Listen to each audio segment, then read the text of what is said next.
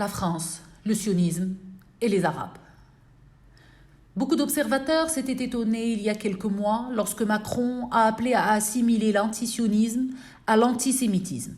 C'est-à-dire, pour schématiser, si on critique la politique sioniste criminelle de Netanyahou, cela équivaudrait à haïr les Juifs.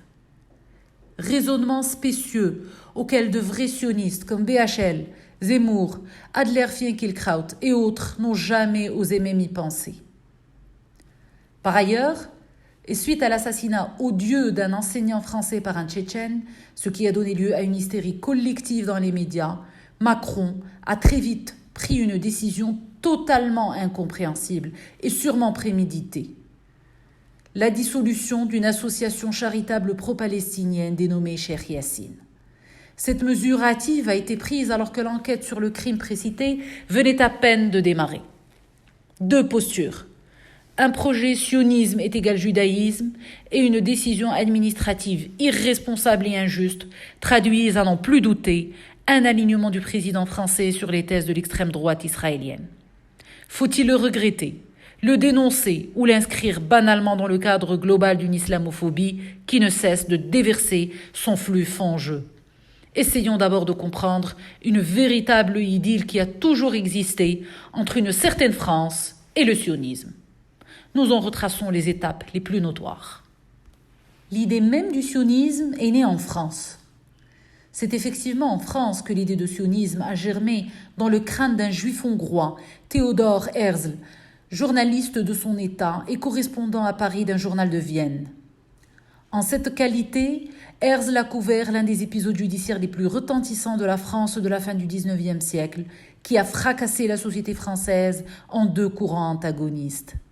Il s'agit de l'affaire Dreyfus, du nom d'un capitaine de l'armée française accusé d'espionnage au profit de l'Allemagne. Ce procès a connu divers rebondissements. Condamné, déporté et dégradé, Dreyfus a vu son procès révisé et sa peine réduite. Il fut gracié par le président de la République avant d'être enfin acquitté et réintégré dans l'armée avec grade et fonction en 1906. Durant les années qu'a duré l'affaire judiciaire, Theodor Herzl fut témoin du déferlement de l'antisémitisme provoqué par cette affaire. Mouvement haineux et raciste anti-juif qui n'a épargné aucune strate de la société française. En sa qualité de sujet de l'Empire austro-hongrois, il n'ignorait pas la haine d'un juif dans cette région, ni dans la Russie tsariste voisine, où cette haine prend la forme de pogroms et de massacres. Mais c'est à Paris, lors de cette affaire Dreyfus, que Herzl a eu la révélation et a pris la décision de fonder un mouvement, le sionisme, dont le premier congrès se tient à Bâle en 1897.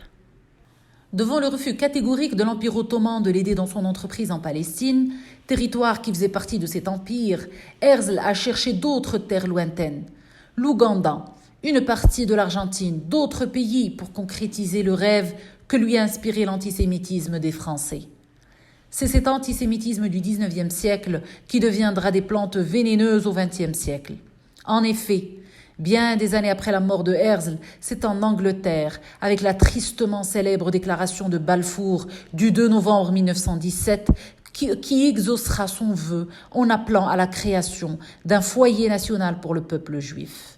Étant clairement entendu que rien ne sera fait qui pourrait porter préjudice aux droits civils et religieux des communautés non juives en Palestine, ainsi qu'aux droits et au statut politique dont les juifs pourraient jouir dans d'autres pays. Si la forfaiture des Britanniques est sans précédent dans l'histoire, promettre une terre qui n'est pas sienne, à des populations qui n'y habitent pas, au détriment du peuple qui y réside depuis des siècles, l'idée de fonder un État pour les Juifs est née en France comme réponse à la haine des Français contre les Juifs.